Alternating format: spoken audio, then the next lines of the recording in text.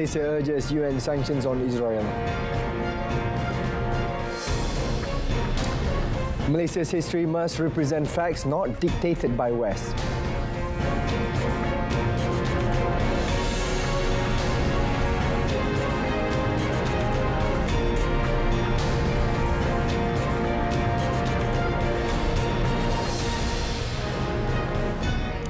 Salam Malaysia Madani, this is World Today with me, Sahih. Malaysia has strongly urged the United Nations to impose sanctions on Israel, stressing that the metastasis of Zionist regime, brutality in West Asia must not be allowed to continue.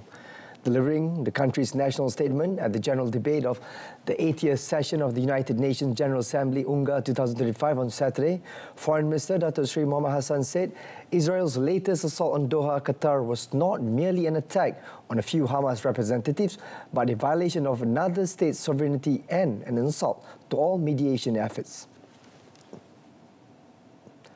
He said the strike signaled that Israel's violence would continue to destabilize the region, emphasizing that the effects of such actions would inevitably spill over to the rest of the world.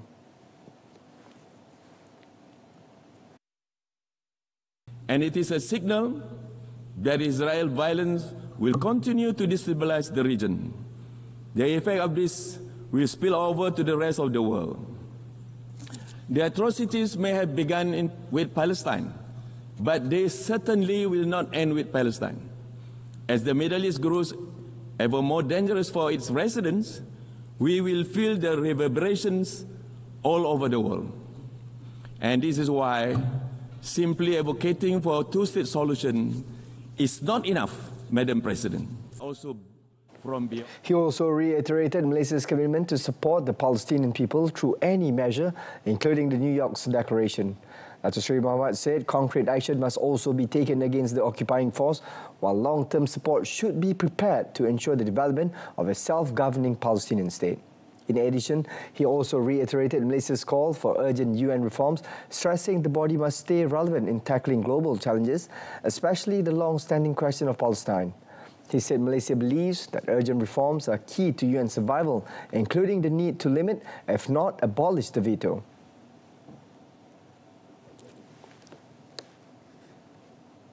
Colombian President Gustavo Petro on Saturday said that the US decision to revoke his visa underscores that New York may no longer be a suitable host for the United Nations headquarters. The US decision violated the principle of immunity that underpins the United Nations, said Petro, while calling for respect for international law.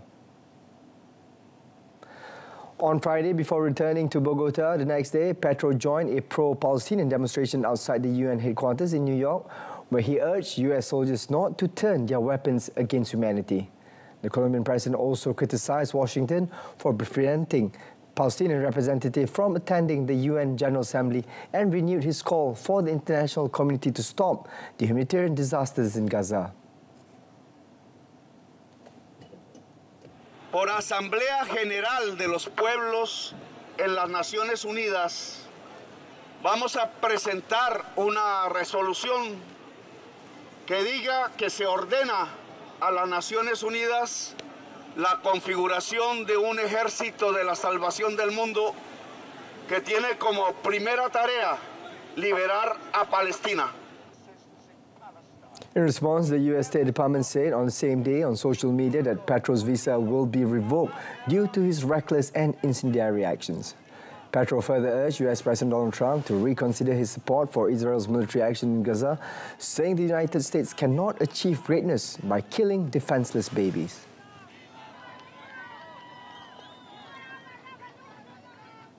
A flotilla of humanitarian boats dubbed the 1,000 Madeleines departed from Italy's Catania on Saturday, heading towards Gaza.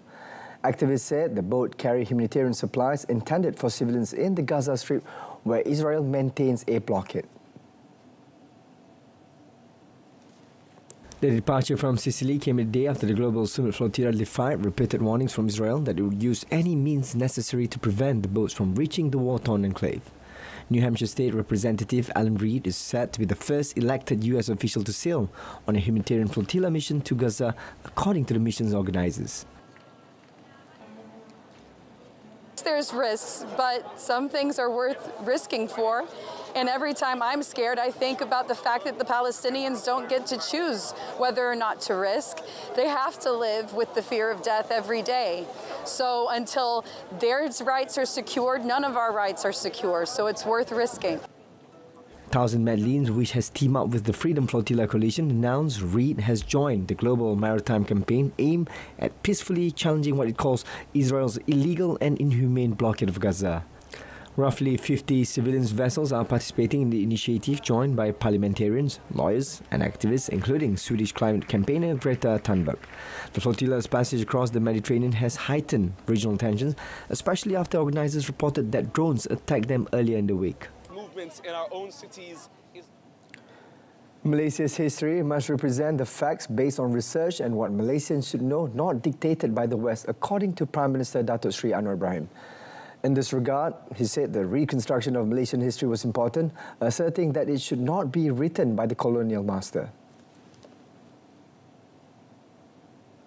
For the past many years, I remember as far back as 1961, one of our notable sociologists, Professor Hussein Alatas, wrote a very pertinent piece in the Asian Conference, Asian Historians Conference, where he said he wanted to be truthful to our country, our legacy.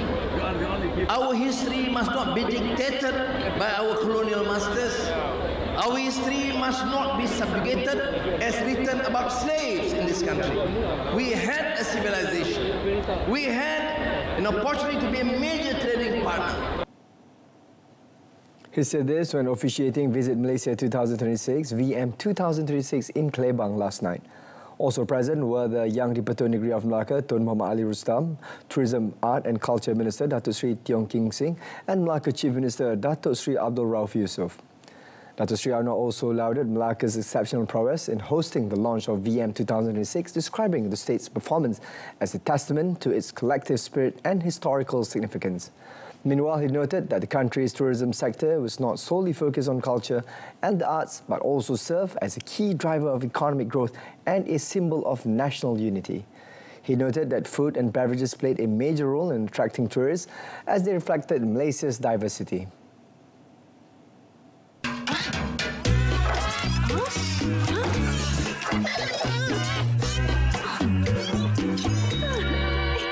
Guna mentol jimat tenaga untuk lebih jimat.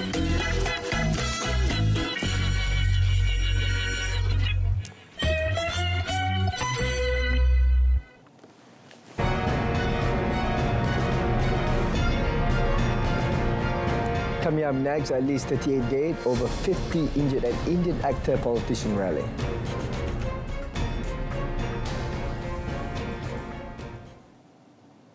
At least 38 people were killed and more than 50 injured on Saturday at a rally held by Tamil actor Vijay, who is campaigning for election.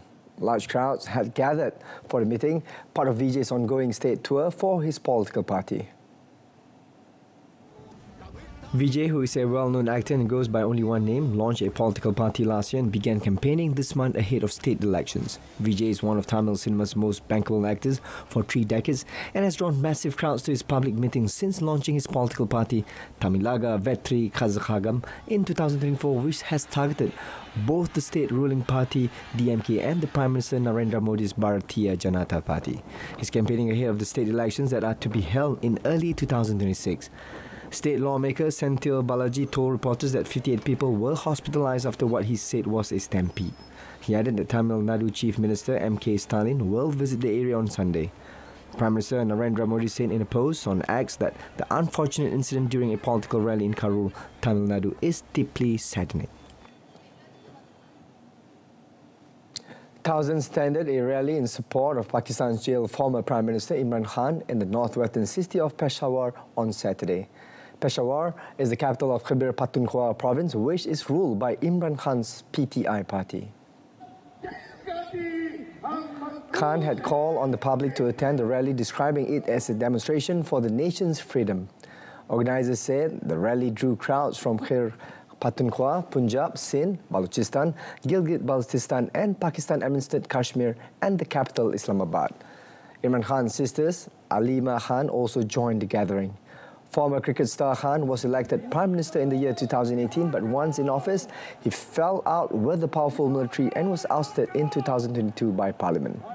His arrest in May 2023 sparked protests against the military nationwide, leading to a crackdown on the party. Khan denies any wrongdoing and said all the cases are politically motivated as part of a military-backed crackdown to dismantle his party.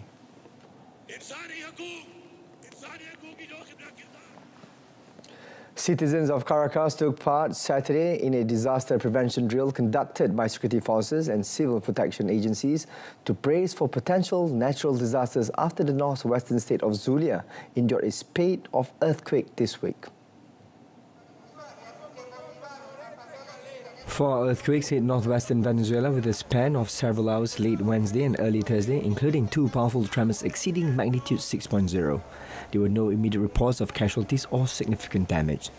Drills were held in the country's 23 states and the capital district. Authorities added that training was aimed at preparing for responses to any human-caused threats. Venezuelan President Nicolas Maduro earlier called for a national drill of civil protection and people's preparedness for Saturday, 27 September, to prepare the population for natural disasters or potential armed conflicts. On Friday, Venezuela Foreign Minister accused the United States of fabricating vulgar and perverse lies to justify a military build-up in the Caribbean, warning this was part of a campaign to force regime change in Caracas. This is for Palestine. And today, as we meet, a flotilla sails once more towards Gaza, bearing not the implements of war, but the promise of aid for a besieged people. It is a mission of mercy, and we must do all in our power to see that it reaches its shore. To let it be turned back with violence is to betray the charge that our conscience have placed upon us, to defend the weak, to shelter the oppressed, to give food to the hungry. Question of differing views, forget emotions, this is facts. What I spit is the truth. Makes no difference if you're a Christian or if you're a Jew. They're just people living in different conditions to you. They still die when you bomb their schools, mosques and hospitals. It's not because of rockets.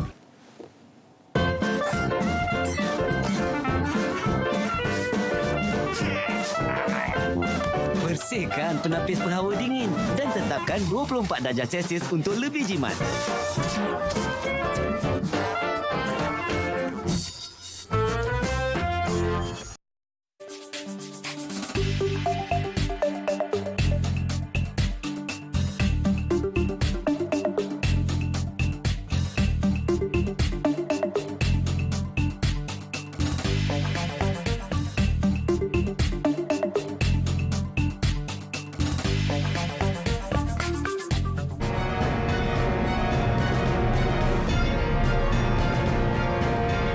Coming out in sports, pressure piles as Manchester United go down against Brentford.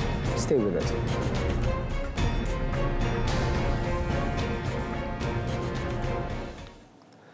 Manchester United slipped to a 3-1 defeat at Brentford in the Premier League on Saturday. Thiago scoring twice for the hosts. The result adds more pressure on the club's Portuguese coach Ruben Amorim, who will be hoping not to become the latest managerial casualty of the early rounds of the Premier League season. You can turn this around. I'm always, it's like ups and downs. When you win, you feel that everything, the momentum is here. When you lose, you go back to the same place and you fight again for one win that can help you to create a momentum. So, guys, I'm always doing my job. If I win, I'm in the different state of mind. That is normal, but I'm always confident because I know what to do. Saturday's result lifted Brentford above the visitors on goal difference, with United 13 on 7 points ahead of the later games. It was another disjointed performance by Amorim's United, who started the match in shambolic fashion and were 2-0 down after 20 minutes. Striker Benjamin Sesko scored his first goal for United in the 26th minute, slamming home after his first 2 efforts were blocked in a goal-mouth scramble. But the visitors never really built any momentum after the break, as they suffered their 3rd league loss of the season, and they are now 8th without an away league win.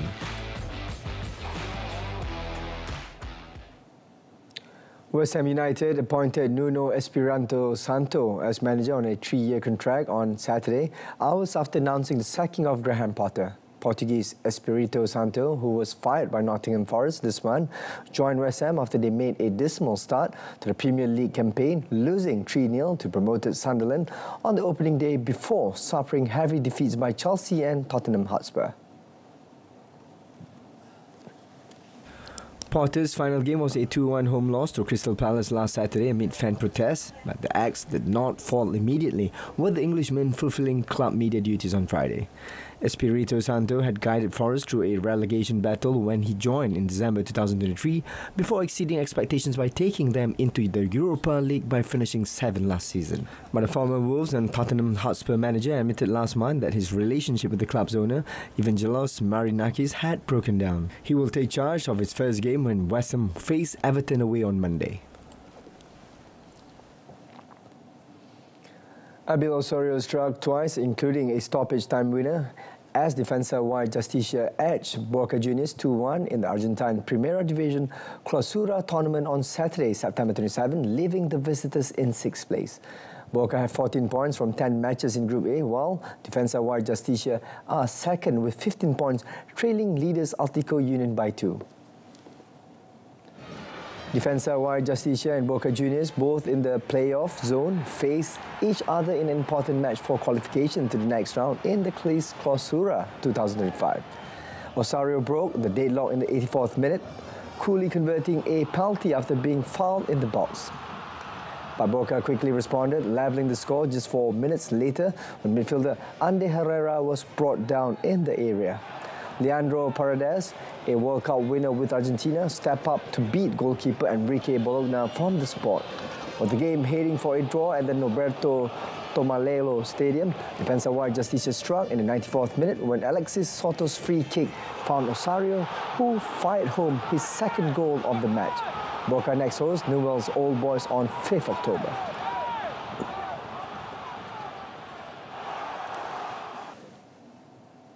In Major League Soccer, Inter Miami and host Toronto FC played to a 1-1 draw on Saturday night. Tadio Alane got Miami on the board in the first half and Jorge Milojevic responded for Toronto in the second. Allende headed in a cross from Jordi Alba for his 9th goal of the season in the first half stoppage time to put the Herons on the board. Miami gave the home crowd a scare as they had plenty of opportunities before Allende's goal. With Toronto trailing 1-0, Milojevic levelled the score in the 60th minute, on timing a Richie Laria cross aimed for his first goal with Toronto and his 10th of the season. Miami had an opportunity to retake the lead in the 76th minute, but Lionel Messi left-footed shot from the centre of the box was saved by a diving Sean Johnson. 11 minutes later, the Argentine had another glorious chance from the area, but Reds midfielder Cozy Thompson blocked the strike. Saturday's result was a franchise-high 7th straight draw for the Reds, who have not lost since a 2-0 decision at Charlotte FC on 26 July. Yannick Sinner survived his scare to sink French qualifier Terence Atman in the China Open on Saturday. Sinner said he lost concentration during the second set, but quickly recovered to steamroll past 68th ranked Atman in the decider. The Italian defeated Atman with relative ease last month in the semi-finals in Cincinnati, where the Frenchman had enjoyed a breakthrough run to the last 4. However, the top seed in Beijing was pushed far harder at the ATP 500 event. Atman declared it would be a fight with 2 aces in the first game and made Sinner work for the first set. Yet the 23-year-old was unable to inflict just a 6th defeat of the season on Sinner, who upped his aggression in the decider to eventually advance to his 13th consecutive hard-court quarterfinal after 2 hours and 22 minutes. The former Beijing champion Sinner defeated Marin Cilic in the opening rounds in his first match, and he lost to Carlos Alcaraz in the US Open final.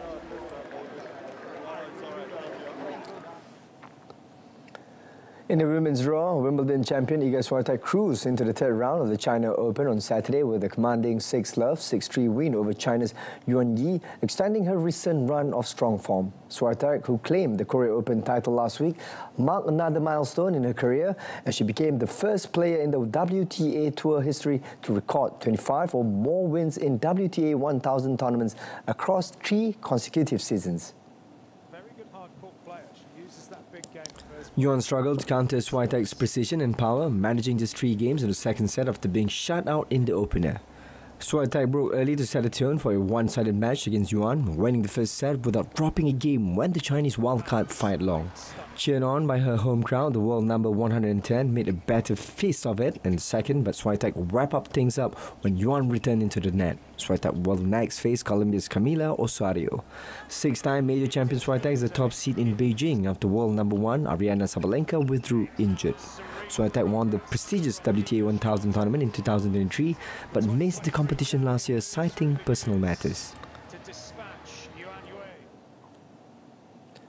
Twice MotoGP champion Francisco Bagnaia roared back to form as he won the Japanese Grand Prix sprint from pole position on Saturday, while Ducati teammate Marc Marquez put himself within touching distance of his 7th MotoGP title by coming second.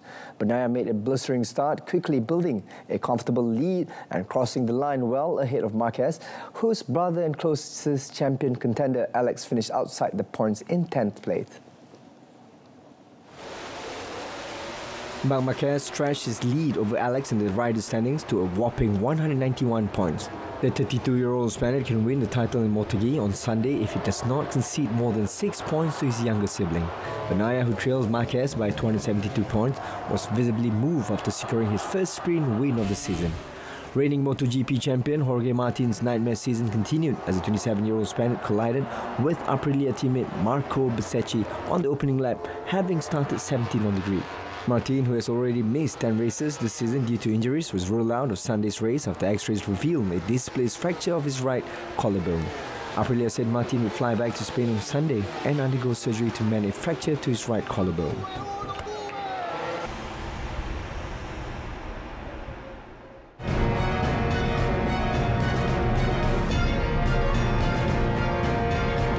Still to come on our Offbeat segment, hundreds of Londoners set record at a film character gathering.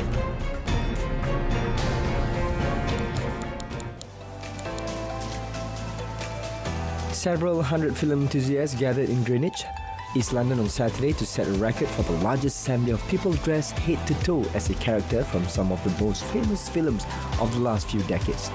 Dressed as Darth Vader or the Stormtroopers from Star Wars, characters from Bridgerton or imitators of James Bond, they were counted off meticulously by scrutineers as they assembled in the gardens of the capital's Old Royal Observatory. Characters portrayed included Queen Charlotte, Luke Skywalker, Batman and Indiana Jones. The perfect venue in the UK for me to actually be able to wear an outfit like this and just walk around, because in these surroundings it's perfect. This is the costume to wear in this sort of palatial surroundings. So for me, that was it. An official form of Guinness World Records proclaimed it a record-setting gathering after 874 fans were counted off. The event was organised to mark 100 years of the historic Elstree Film Studios.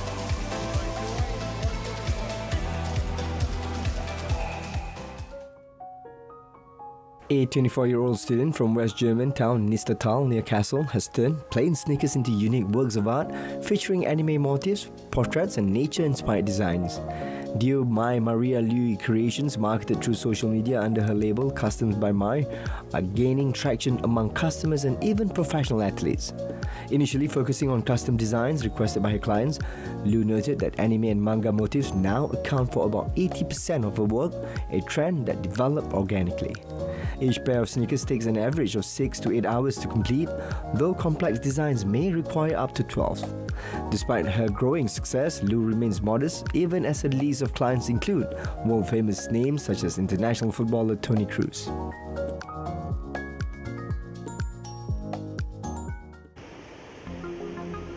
Northern China's spectacular Hukou Waterfall in Shaanxi Province, the world's largest yellow waterfall, will restrict the daily number of visitors to a maximum of 30,000 for safety reasons during the upcoming 8th Day National Day and Mid-Autumn Festival holiday season. September and October mark the best time of the year to view the Hukou Waterfall on the Yellow River.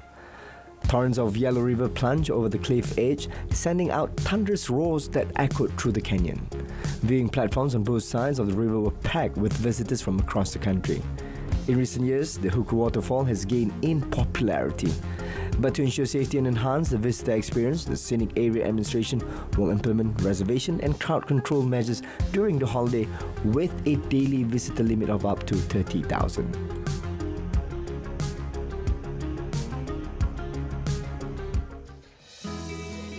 A giraffe calf was born at the Paris Zoological Park, marking the first giraffe birth at the park since the year 2019. The zoo announced the newborn female, weighing 44 kilograms and measuring 1.63 meters, will join a group of 10 adult giraffes consisting of 8 females and 2 males. The calf belongs to the Kordofan giraffe subspecies, native to regions such as Sudan, Cameroon, Chad, and the Central African Republic.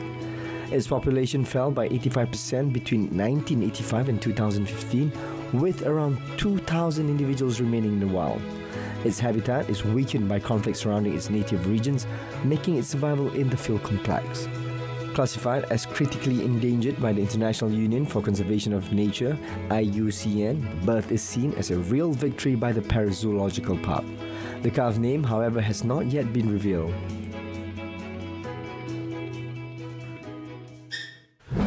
My Card bukan sekadar kad pengenalan, tetapi medium utama yang menghubungkan rakyat dengan pelbagai perkhidmatan kerajaan dan swasta.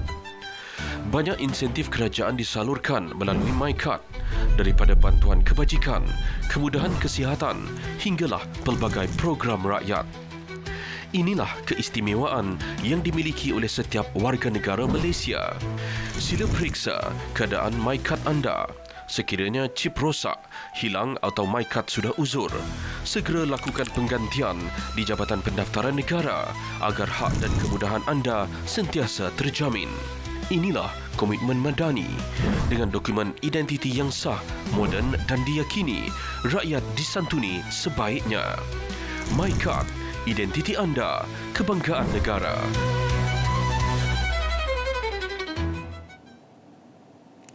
That's it from us this afternoon. In our top story, Malaysia urges UN sanctions on Israel. Malaysia Tonight comes at 8:30 p.m. this evening on TV1 and MyTV's Berita RTM news channel. Malaysia Madani, Rakyat, Disantuni. Thank you for watching.